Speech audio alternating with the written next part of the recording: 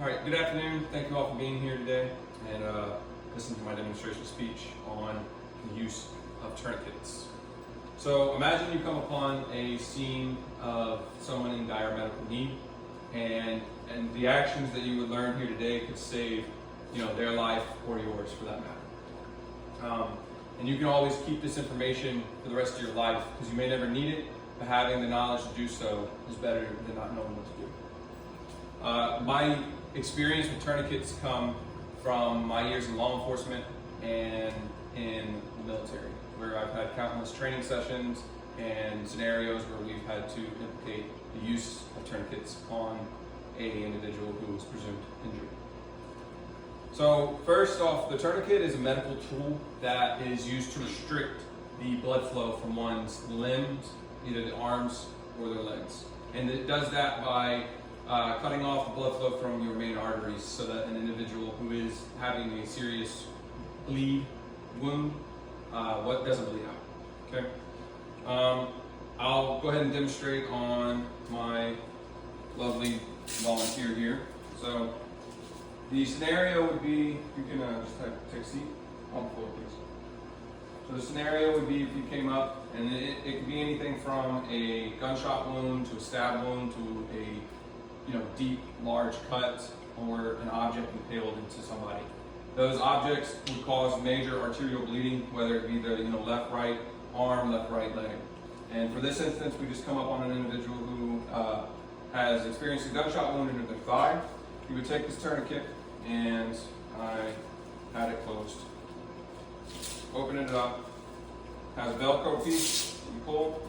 Now you can either take it all the way, like so. You may have a victim that has a large thigh, and they might have large work boots if you're in a work setting, and coming over just with the loop might be difficult, and it might be easier just to bring this over. Most of the time though, I always suggest, and I've always been trained that taking this off is not much of a tactic. It's always easy. It's just easier to keep it subtle. It comes like this. You would just come in. Now, where the subject was taken for this scenario is a gunshot wound. The typical rule of thumb that applies is you would apply the tourniquet 2 inches above where the wound is. That's roughly your 2 fingers. So if the wound was here, you apply it up here. But oftentimes you're in a scenario where you don't have time to think about that, or you need to get this victim out of the area that they're in currently.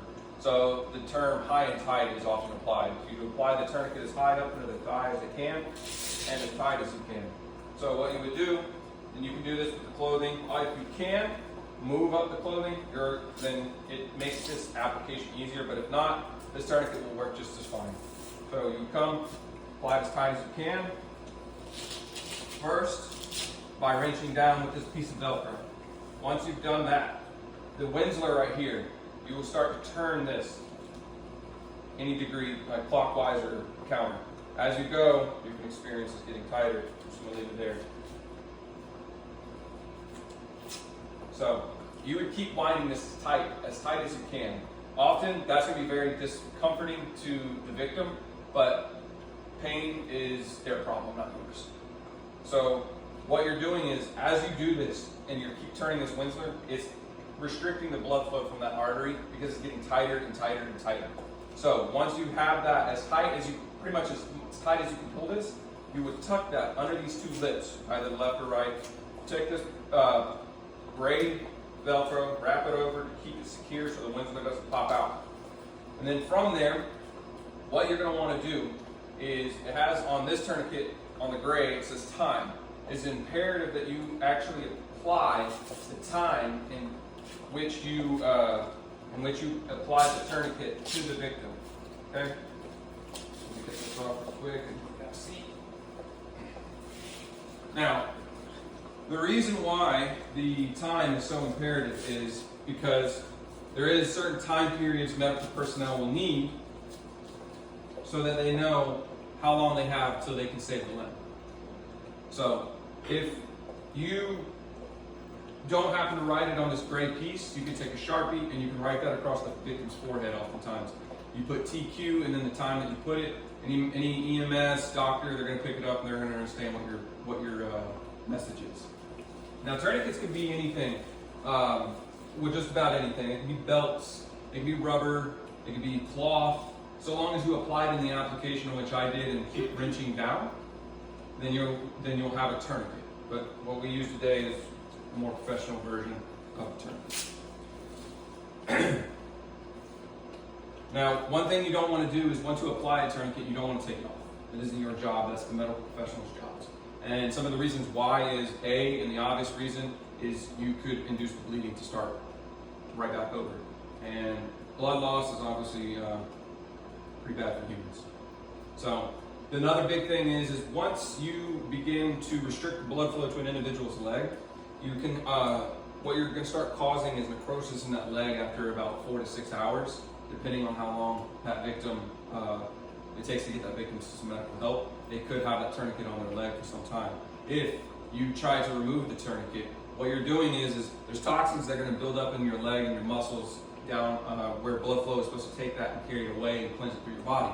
What you're going to do is you're going to reintroduce blood back into that leg.